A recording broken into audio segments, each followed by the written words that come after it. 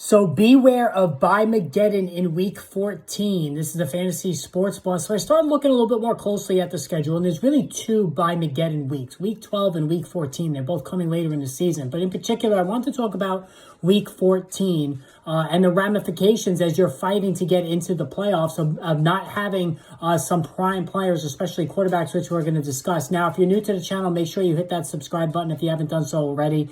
Now, again, as far as week 14 is concerned, this is really key because most fantasy football playoffs begin on week 15, right? 15, 16, 17 is the championship game. So if you're in a situation where you need to win to get in, pay close attention because Indianapolis Colts, Denver Broncos, Baltimore Ravens, Washington Commanders, and Houston Texans all on the bye. So if you draft Lamar Jackson, if you draft CJ Stroud, and I want as many shares of Stroud as I can get, if you also draft Anthony Richardson, very, very popular player, Jaden Daniels, all of these guys are going to be on a bye. If you're in a single quarterback league, this is pretty perilous, if you ask me. I mean, you have two top, 7 guys, 3 top 7, 8 guys, if you include Anthony Richardson, if you think he's going to be as good as he showed in the small sample size last year, plus Lamar Jackson, who won me a league last year, and CJ Stroud, who could lead all quarterbacks in fantasy points just because of the weapons he has. And those weapons are going to be out too.